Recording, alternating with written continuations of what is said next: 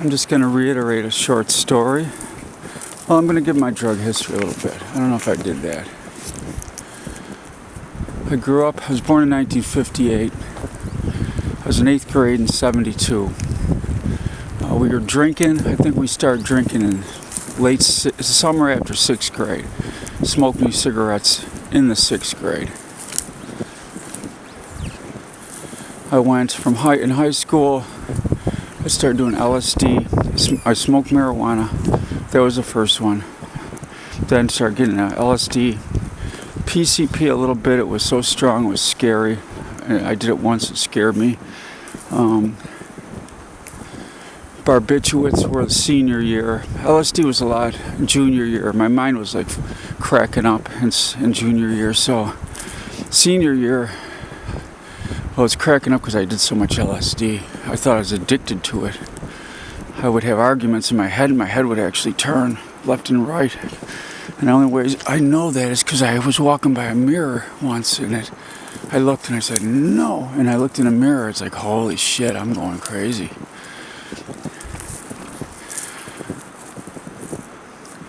So barbiturates were senior year, and barbiturates were like a strong, super strong Valium or Xanax. They were like mega strong. I mean, you could OD on 4 of them, 4 Tuinals. You could OD on a couple Tuinals if you drank with them. They were very hardcore. I started shooting up in senior year. The older guys were shooting PCP, which we thought it was. Truthfully, we thought it was synthetic marijuana. They used to call it THC. Came in little yellow capsules. Then I was having a lot of difficulties with it, with using the needle.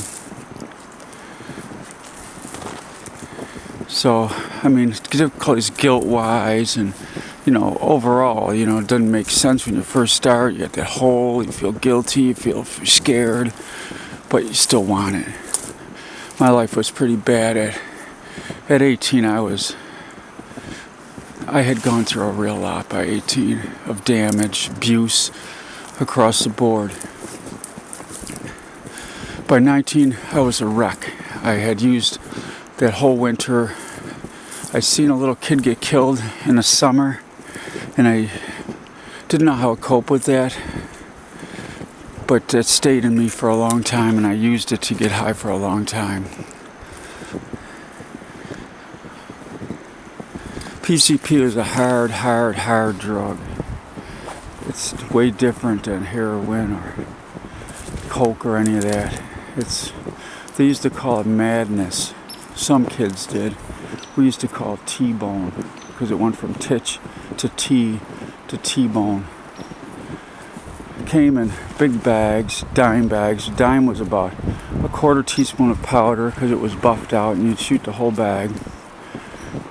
Then it evolved into concentrate, which I think 20 bags were made out of a gram for $10 a piece.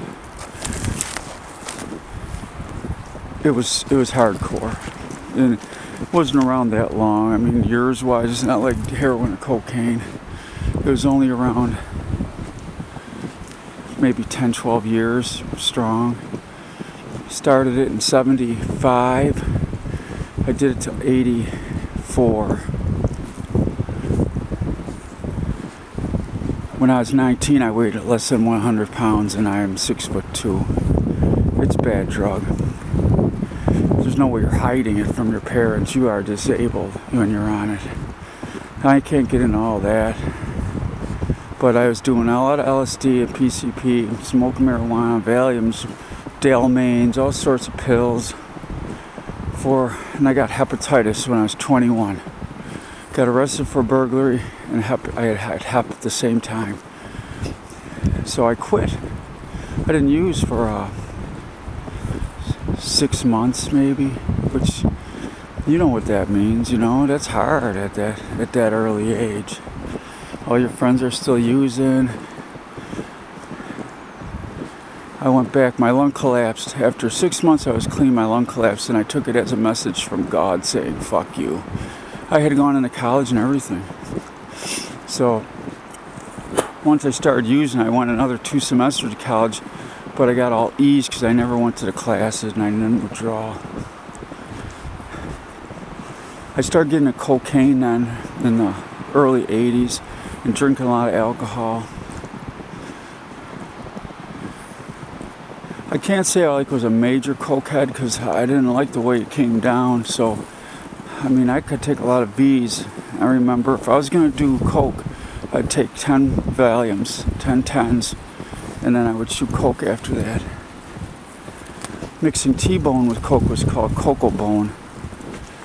And that was like, that was a touch of heaven, That's where I almost died because I woke up one time and I wasn't breathing and not funny, but funny. Funny in the dope circle, not funny in the real world. In 86 or 84, I went back to school and I quit using T-bone. I don't know why. I was with these 2 girls getting off, and the one girl couldn't get off, and her arm was just soaked in blood from missing. And it's like, what am I doing? These fucking people. I'm trying to go to school and all that. So I stopped. I stopped shooting up. I stopped using hard drugs. I think I still smoked weed a little, but I got into benzos. I went to school though. I finished school. I graduated with a degree in sociology in 1986. I was not on top of things. I wasn't all together. I still lived at home. The PCP disabled me terribly and knocked me out of, 9 years. It took the shit. Every other drug back then. I had hep. But I did graduate. I didn't go to any ceremonies or nothing, which I should have. But, all roads lead to today.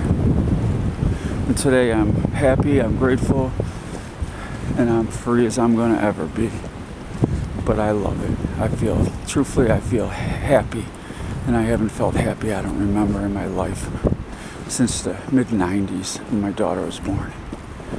But as we go on, I graduated college and I had been working off the books construction for a dude pretty much the whole time I was in. And he got a job with a construction company and they hired me per diem. So I got on. I graduated in the winter in December and I got the job with them in March. And it was more money than I had made. I was comfortable doing it, I applied at one of these group homes for kids, and they were going to put me with a group of girls, probably because I'm not a real threatening looking guy. And I said, what happens if one of these girls says you touched them funny when they had these holds, you had to hold them down if they were going, getting bad. And it was very provocative situation in the end of it, where you end up kneeling behind them. And they said you'll be brought up on sexual abuse charges. I ain't doing this. Fuck you people. Then that was my road to going into construction. These little girls were mean, nasty punks. I wasn't going to get caught up in that shit. It was wrong. They put me in with them. So that still ended my social work career until now. In any case, I stayed off the needle until 91, but I took LSD, I took Vales, I took Xanax. I drank a lot of alcohol. I was drinking, I could drink pints and then go out, drink a pint of vodka or gin or something, and then go out and drink more, drive. That was in the late 80s. I moved in with a girl in 91. I moved out of my house though, previous to that in the late 87, I think. Pretty old, but a lot of people know the situation you get in. Moved in with her in 91. I hooked up with this old lady for a Valium connection, and she had about 4,000 Valiums, and I was the only person buying them. So I was getting them for 40, 50 cents each, or 10s. I was buying 600, 700 at a time. I got extremely addicted. I needed 6 V's in me in the morning just to get up in the morning. And they are a bitch to quit. Insane to quit. It's an insane thing. There's no cross tolerance. Like, I took Fiorinols, I drank booze, nothing would cross for me. Nothing got me better except more Xanax Valium. And then that was like, I met her in 90 maybe, 91, 92. 92, I think I started shooting. Well, what happened was Lortabs came around, and I had such a bad Valium habit. I found I could cut it way down if I took Lortabs with them. Like, I could do 4 10s and 4 Lortabs, and I would be okay. I could make it, and I felt pretty good. But Lortabs, the resistance comes on fast, and the addiction comes on very fast too. And I had a person that was sick in the family that had morphine and had Dilaudids. And I knew you could shoot Dilaudids, so I started taking them and shooting them. Because I got hooked on the Lortabs. I was doing 10 at a time, and with the Valiums. Oh, I started doing the Dilaudids, shooting them. That's when I had been shooting a little coke too. But I think I got back in the needle after 6 years off of it. You'd think that would have been a forever, huh? I got addicted to the Dilaudids. And this person in my life who I cared about a lot lived for 2 years. And he didn't take the Dilaudids. I took them. He was taking the morphine. He didn't want the D's. So there are 2s. But still, I was doing 10 a day. And I was feeling pretty good.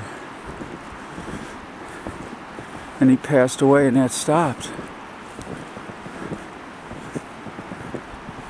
So I knew these guys in the area that did heroin, and they were always walking around the street. So I hooked up with them. I learned the game, started doing dope. I went from like 93 to 96 with straight up dope habit. Dope was pretty good then too. I mean, 3 $20 bags a day. Kept it good, and that was a pretty bad habit, 3 bags a day. People are doing 1 bag, some people, or half. Not like the shit that's around today. I got off at 96, got off completely off everything. My daughter was born. I quit 1 month before she was born. But I did it. Cold turkey, went to group. I was so messed up for so long. Truthfully though, compared to today, I came out of it relatively easy. I mean, I was driving okay after a month. The tunnel vision went away after maybe 6 weeks. My appetite was okay. I drank coffee. I used to take niacin when I really had a Jones to get a rush. I'd take a niacin pill and get the flush, and it would toss the Jones out of me.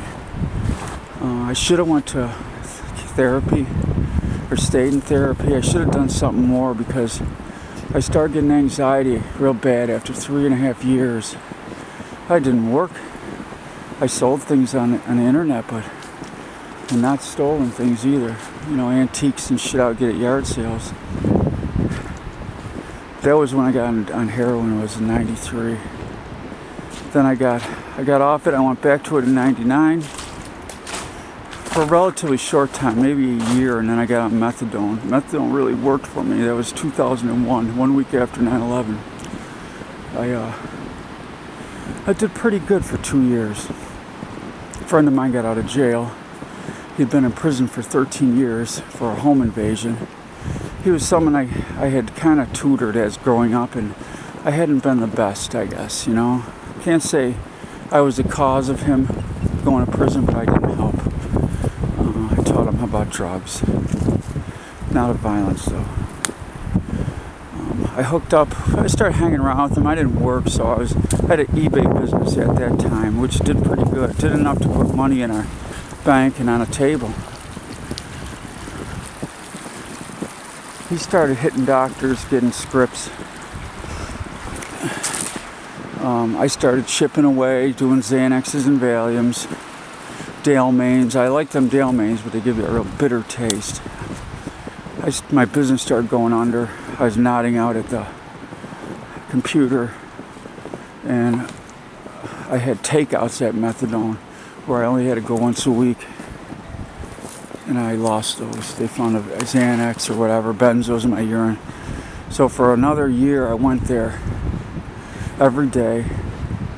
I was very addicted to Xanaxes from him. I was selling Xanaxes.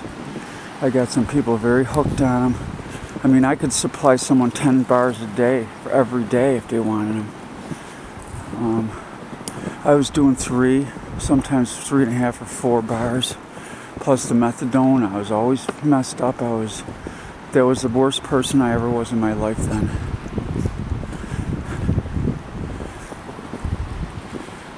Finally, I mean, I didn't have a job. I didn't have nothing. I got a job at a department store then. And he was really like up in arms against me working. He wanted to form a syndicate. And I cut him off. I don't know how long. He hooked me with a doctor that was supplying me with Xanax and methadone. And the doctor was crazy. So he would yell at you and everything. But as long as you sat there and listened and talked to him, he would give you the scripts. So when I walked out of methadone, they were kicking me out because my behavior was getting so bad. And they had an intervention with me at methadone. It's about Xanax, because they knew I was a worthwhile person. I had a young kid, and I was going under. A lot of people die from that combination. It's very hard to get off. So he was into all this dirty shit with the pills, selling pills, and young girls, and I wasn't cool with it. So I cut him off. I told him, "You're too negative for me, man. Don't be bothering me." And I went to the hospital and detoxed. And that was hardcore, man. That's bad. Coming off methadone and Xanax is bad. I think for 10 days before I went in, I did 150 milligrams of meth a day, and I don't know how many Xanaxes. But they gave me Suboxone, which put me in immediate withdrawal. Never take Suboxone when you're on methadone. Works on heroin and that, but not on methadone. I couldn't stay clean. I came home, I stayed away for 30 days. I couldn't friggin' drive. I had tunnel vision so bad and paranoia and all that shit. My doctor at the time would give me nothing. I had a new doctor. And I struggled. And eventually I went back, started stealing money from family. You know, not my mother, but I never messed with my parents. They were always too poor. I went back to heroin, and finally the PA at this doctor I was going to, she fell for me. She felt for me, not fell. And she hooked me with a Suboxone doctor, got in right away. I mean, it changed me really quick. I got a part-time job. I did pretty good, but I never stopped using. He was giving me Valiums and Suboxone because I couldn't stay off the benzos at that time. I got back on them stupid things. I would sell half of my Suboxones and buy heroin. I was doing all sorts of tricks and pulling shit. And I stayed on Suboxone 2 years, and then my doctor got fired.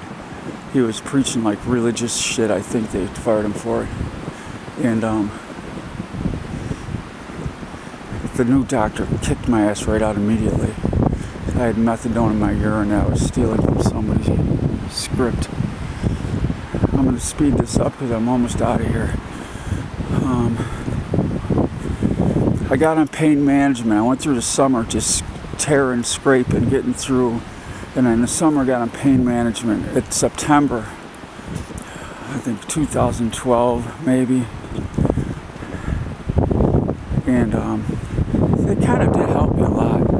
The dude, that's why I was still hooked up with that guy. He got me into this doctor.